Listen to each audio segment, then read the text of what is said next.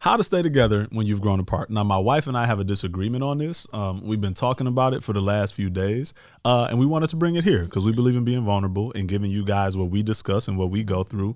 So would you like to start or shall I? I can start, but Okay, it's go not ahead. necessarily a disagreement. Okay. Or I think we see it from two different angles. I think we see a micro and macro kind of thing. Sure. Okay. I got the macro. I don't think so. Okay. My only hang up. Actually, you might. Yeah, go ahead. I think I got a burp. Sorry. Okay. My angle is this on the specifically. And we keeping it because I'm going to keep going. Keep going. That's all right. Specifically, you know how you start messing up and then you keep messing up more? Just keep going. No, I'm sorry. Okay, going. go ahead. Specifically on the growing apart part. I think that we give far too much credit toward the growing apart perspective of it instead of the lack of growing together part. So if you look at the fact that we didn't choose to grow together, there's accountability there. There are examples. There are instances. There's so much meat in that part as opposed to we grew apart where like no one's accepting or giving blame. It's this kind of flippant, things just didn't work out. People change. Well, duh, people change every day. You should be unless you're dead. You're changing. I'm different today than I was yesterday. So what does it look like? And I'm gonna share my perspective on this too. But since you just brought it up, what does it look like for someone to choose to grow together? Because that you said people are choosing not to grow together. So what is that? How does someone then choose to grow together? Because I'm gonna ask that and leave it there. I think just identifying weaknesses within the camp. Like our relationship is a territory of sorts. And so we want to make sure that this is a functioning and healthy space to live. So like imagine that we're in a camp. Now I don't know about an army or nothing, but this is what I see in my head when I'm thinking about this. This is a camp. And like both of us keep watch on different aspects of the camp. If you see that the fence over there to the left is just getting raggedy due to weather and and it's starting to wear down, your job is to notice, dang, it's the fence over there is raggedy. You could bring it to my attention. Did you notice the fence was raggedy? Oh yeah, I took a piece of wood off of that to put it in the fire. Well, let's replace it. Like there's this constant watch and evolution of maintaining the security of the camp.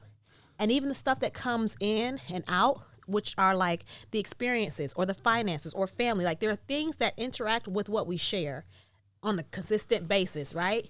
Evolving in season, evolving in age, like all that. So as things come and go, like this little goat came this time, we cooked it, or maybe this person brought in a horse. I'm getting way out here with this one. You are. You go ahead, what though. I'm saying is we have to monitor what is going on between us. Yes. And this is an ever-changing conversation to make sure that we are maintaining. So I'm going to ask this, give me a yes or no, then I'm going to use an example. Yeah. So in your mind, is it possible, can people just simply grow apart? Simply? No. Okay. That was real dramatic, by the way. But simply, but so anyway, here's I disagree, but I'm gonna use an example to try to make my point. The example I want to use comes from an old TV show that I used to watch, where there was a husband and wife, and they met in therapy. It was a therapy as it relates to your weight, being overweight, being obese, or what have you. And they met. They were in the same place, dealing with the same exact thing.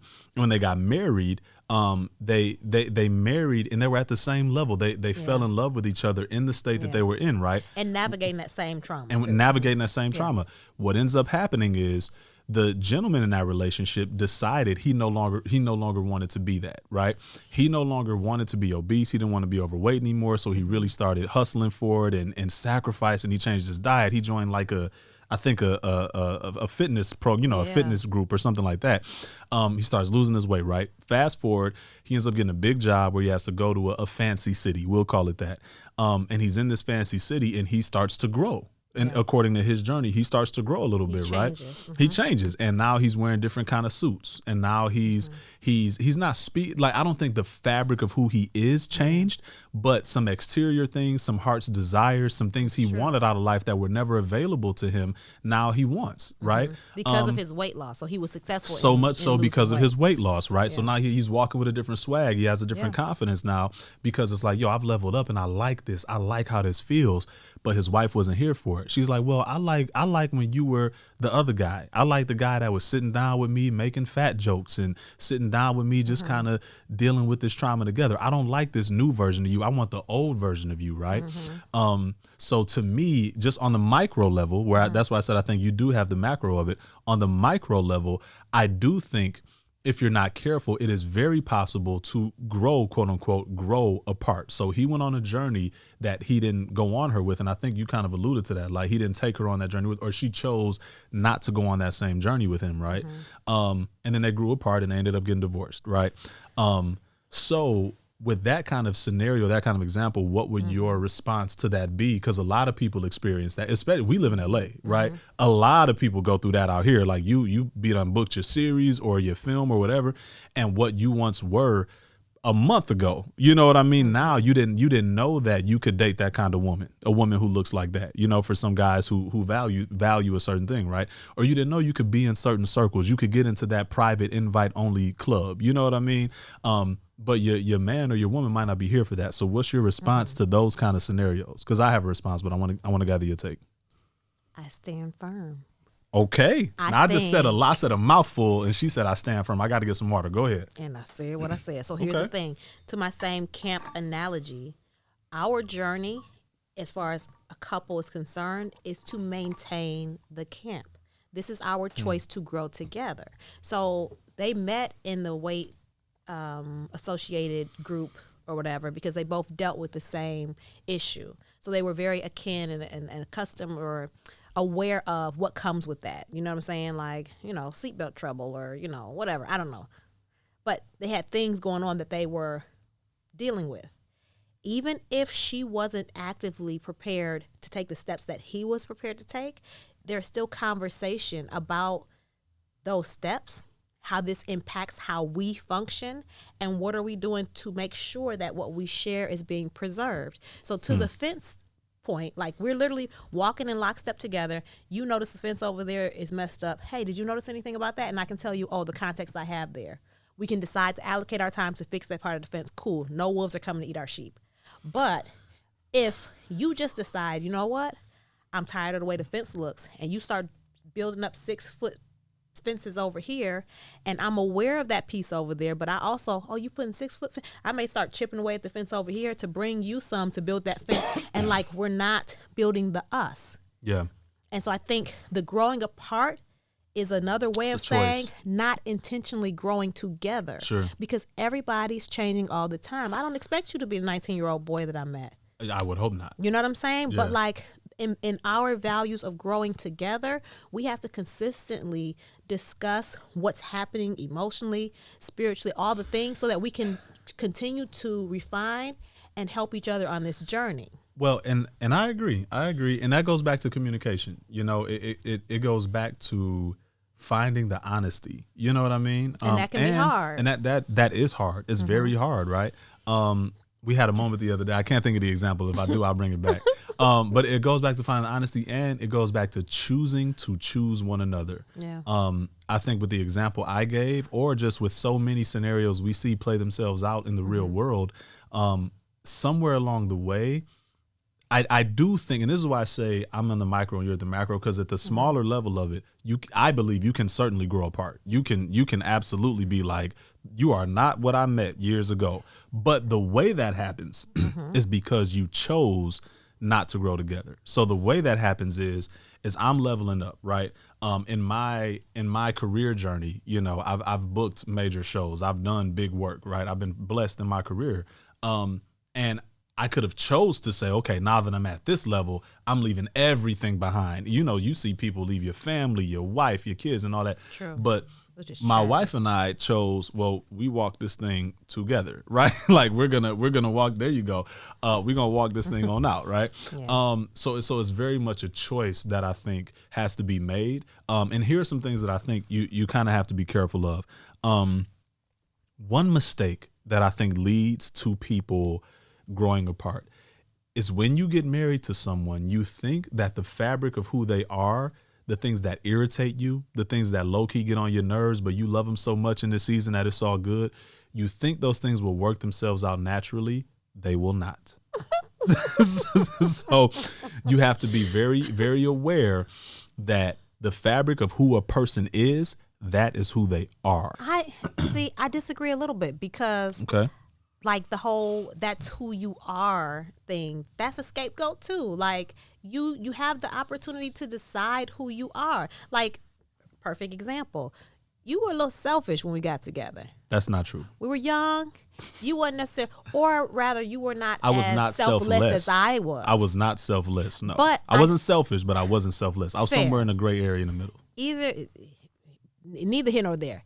As we sit here today, I can say that you are not a selfish person that I perceived you to be at that time. Okay. So, like, if I had settled on this is just who he is, like, we would never be sharing. You know what I'm saying? But you've come a long way with that. I have. So to say, like, that's who they are. No, they have the ability to evolve through communication and stuff. Through communication, through therapy, like I think, but it takes so much work. You know what I mean? But that's a very damning statement. Like, who they are is who they are. Yeah, but I also think that, and we also debate a lot. So y'all are in the middle of a debate. But I also think that applies to a lot. I think that applies to a lot of people, to a lot of. And when I say, let me be more clear. When I say who you are, I'm not necessarily talking about things that are easy to change. You know what I mean? Let me think of an example. I'm thinking about, like, if someone by nature is just my wife is a hustler. Jocelyn is a hustler. That is who she is. That's who and what she is, right? So what I mean by your fabric, I mean, even when in one of them big jobs that I booked at one point, right, where we were making more than enough money to where my wife didn't have to think about working, even in that season, she was hustling. You know what I'm saying? Like, because it's what she does. I saw this woman move to Houston right out of college, get a job, and go to hair school. So work full time and go get your cosmetology degree and be in a master's program in Michigan State online. Shout out to Franklin Beauty School in Houston, Shout out Franklin Beauty School. Yeah, man. But at the same time, you were also in classes to get your master's through MSU, right? Yeah. At the same time. Yes. So it's like, in your nature, you are a hustler, right? Now, we've had seasons where things have conflicted with that or gotten in the way of that. But in those seasons of conflict, you've been irritated because you weren't hustling. Yeah. That is a part of who you are. Yeah. You know what I'm saying? So some things can shift. Because when you mentioned the selfless versus selfish conversation, I don't think by nature I'm selfish. I just think I was hurt and damaged by being like the youngest in the family of the brothers and the cousins and the aunties and uncles. And you pick up this slice of pizza, get out of here. They take your pizza. Man, dang. You know what I'm saying? Like, so getting things taken growing up, I ain't sharing with nobody, right? But I don't know that was my fabric as much as it was my trauma, right? So now we need to put a pin in that. Yeah. Fabric versus trauma, because at the end of the day, it's hard to decipher between the two. And regardless of what's going on, that means I'm still not getting pizza while I'm sitting next to you. Facts. You know what I'm saying? And now that's right. That is right. So, sidebar to that bit. We used to go to the movies in Houston when we lived in Houston, bro. We used to go to the movies. Lord be offended. You used to do this in college. Sure.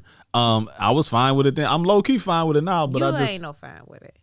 Your daughter's got a little bit of it too, though. But go ahead, but that was also my fault. Yeah. But we come from two different worlds, right? My wife's, we don't even use the term in-laws. Like, we so tight, we don't even use in-laws for real. Mm-hmm. But for the sake of conversation, my in-laws, right?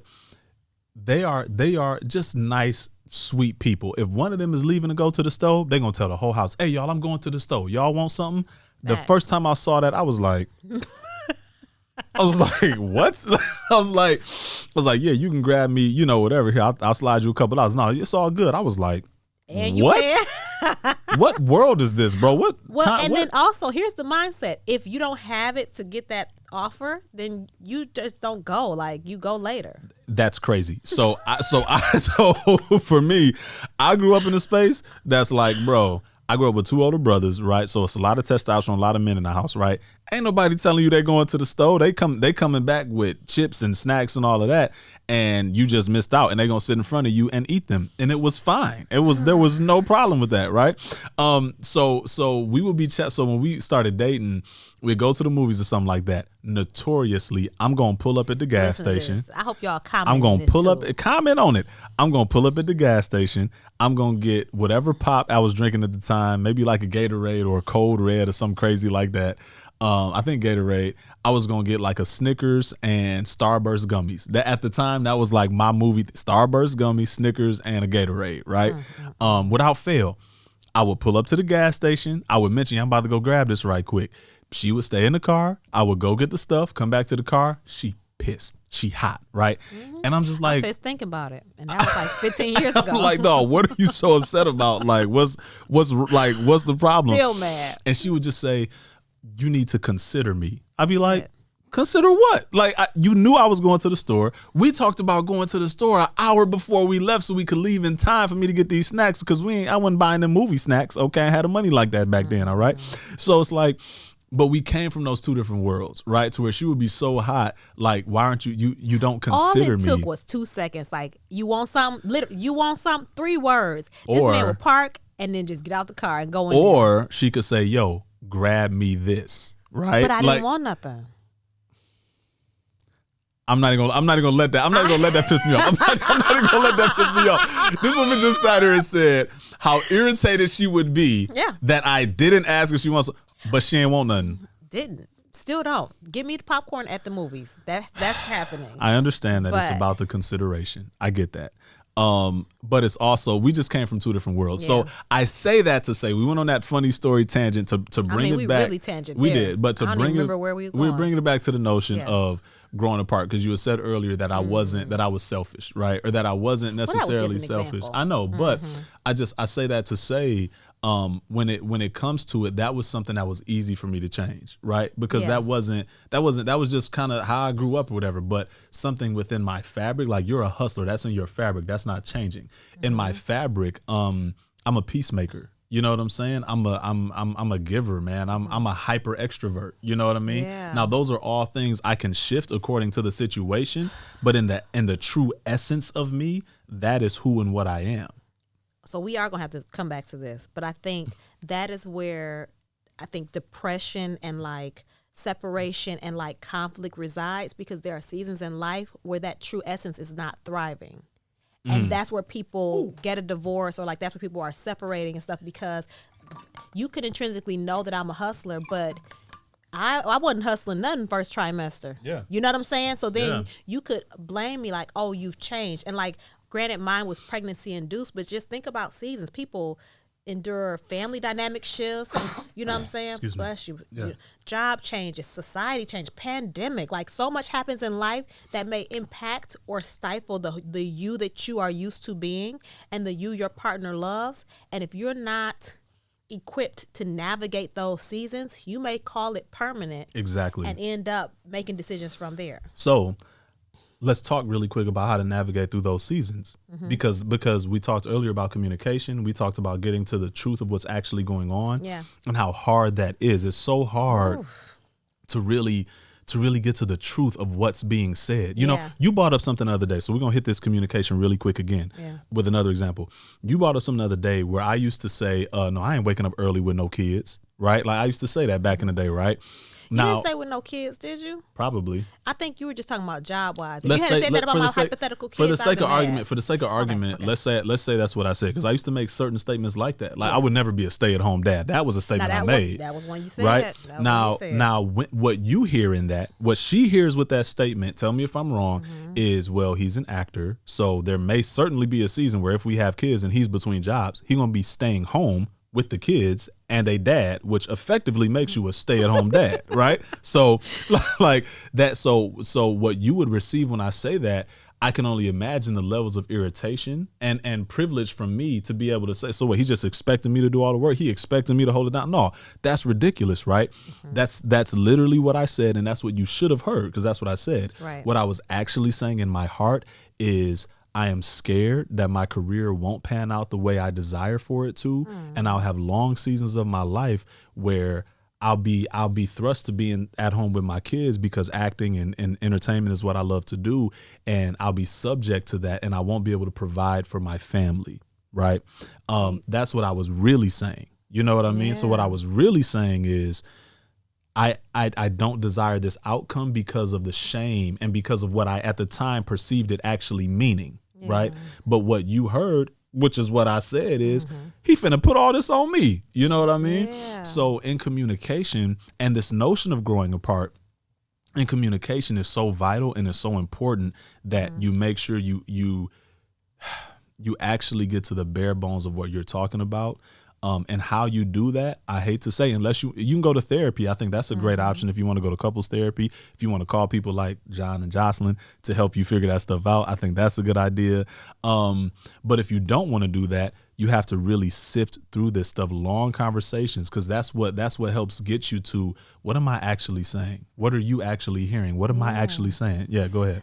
So first of all, I don't know if it's just the hormones, but when you say you scared or sad, I was like, oh. Yeah. Then your baby started moving too. Like, oh, it's okay, son. I'm all right. Because my feelings changed. Yeah. But again, going back to the maintenance of the camp, this is a very unique art that you are consistently checking in, because you can check that at the door a little bit. You know what I'm saying? Like the absence of that conversation of fear, or even the lack of awareness. Like, and let me just take y'all to the right for a second, but as far as like the word goes, it's on your heart. It comes out, and it's very relevant to this moment. But like, they that worship him must worship him in spirit and in truth. So people be out here praying, fasting, and doing all the other stuff that like you feel like are maintenance for your spiritual walk. But that truth part will bite you in your booty, because if you're not having truth in your relationship, you're missing a major component. And so I think while it was available, I had never heard him say, I'm afraid, which is why I'm saying this. So what I did, even though I was well in my right to be offended or to perceive it how someone could perceive that statement being made of, I'm not going to be a stay-at-home dad, what I ended up doing with that information is giving him grace, because I'm like, I know he ain't mean to say that he not going to do it, that he not going to hold it down if whatever happens. And so I compensated with grace without really taking the moment to say like, oh, that's fear speaking. Because if I knew it was fear, we could have fought that out. You know what I'm saying? We could have purged out that idea, because a stay-at-home dad, what is that season? If you've been stocking all year like the ants in the summer, right? Or is it the grasshopper? Who been working? Both One of them insects been working all year so that they would be prepared for the winter. When you get to the winter, you don't be like, yo, lazy, sitting up. There's grace for that moment, because there's been so much work on the other end. Culturally, I don't think that men and women really navigate the seasons, or even in entrepreneurship and business. Like, we're taught upward trajectory, we're taught growth, we're taught goals, but like that valley work, that's not the one that couples are really attuned to. So when somebody lose their job or tear an ACL or gets demoted or a company turns upside down, the couple is left to navigate that on their own. And particularly the woman is left in a different position because his pride is hurt and his work has been impacted. So how do we navigate from here? Yeah. Yeah. And I think that navigation looks like honesty. It looks like hard conversations. You got to kill your pride, and choose to walk through it together. Choose to be together as you walk it out. So, because then people be saying, we grew apart. And that ain't what happened. Right. You grew in life, but you didn't grow together. Yeah. Right? There was just some stuff. Yeah. So to end it, because I know we're short on time. So, and we'll have to come back with a part 2 of this for sure. But to end it for day, we always want to try to leave you with tangible steps and with something that you can do along the way.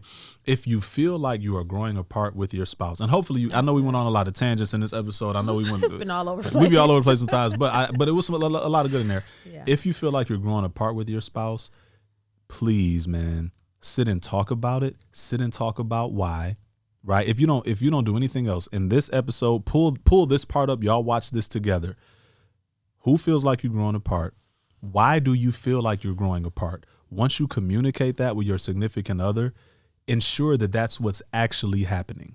Okay? And what I mean when I say that, the thing that you feel like, well, you've just grown, you're different now, this and that, whatever those things are, talk about that stuff and make sure that what's being perceived is what's actually true, right? Spouse to spouse, make sure that's the case, and make sure that's the case within you, because you may be saying the thing that you think is true and it's not. So you have to spend that personal time. You have to do that hard work, look in the mirror, look at yourself and identify, wait, what do I mean when I make this statement? When I say I'll never be a stay-at-home dad, what does that really mean? Because I love my kids dearly.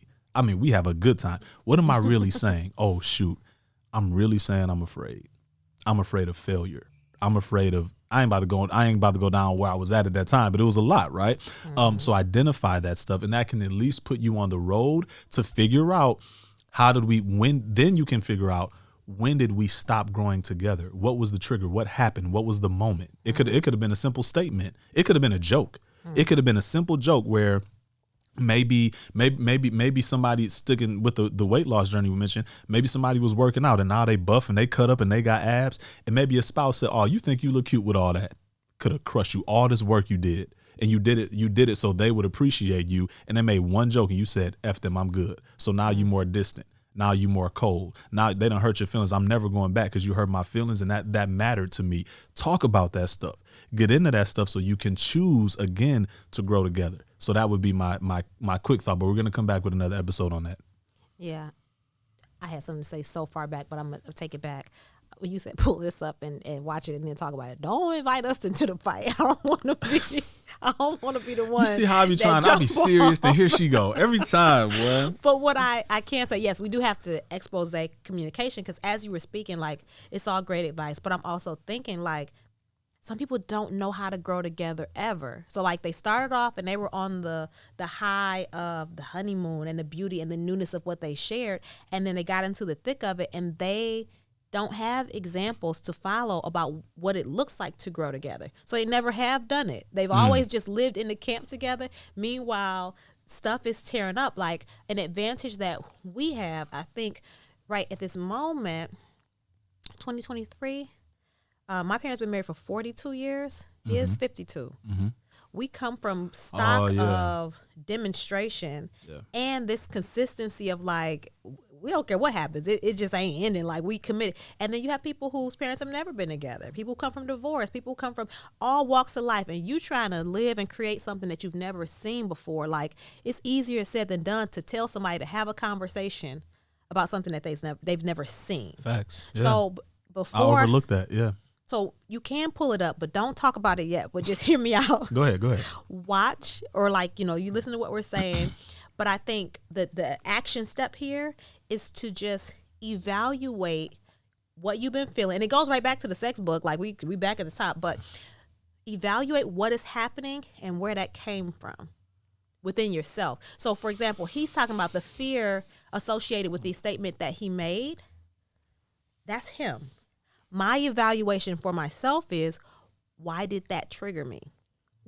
Or to admit to myself, I'm a little triggered, because when I'm triggered, old me, without the refinement of wisdom and time, will pop off, defend myself, speak up, do all this stuff, and make a whole mess of everything I touch.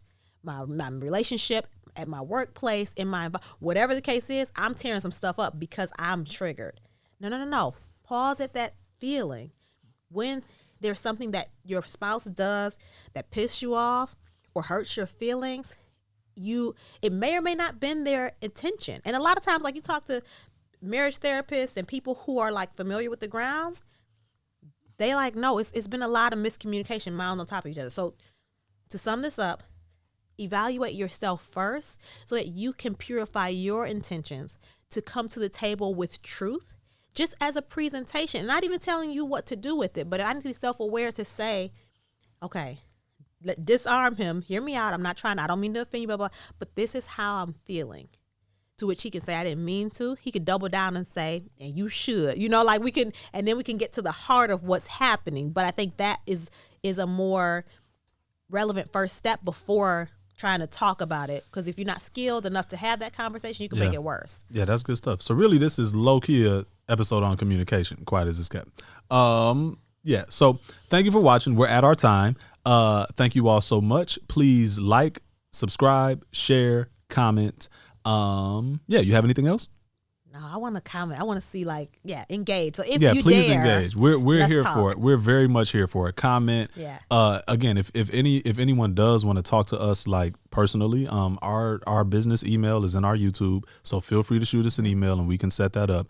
Because we are here to serve. That is, YouTube is great, clicks and all that. We're here to serve. We're here to help. Okay. Yeah. And that's what we feel led to do. So okay, we good. We're good. All right, love y'all. Talk to you later. See you next time. Peace.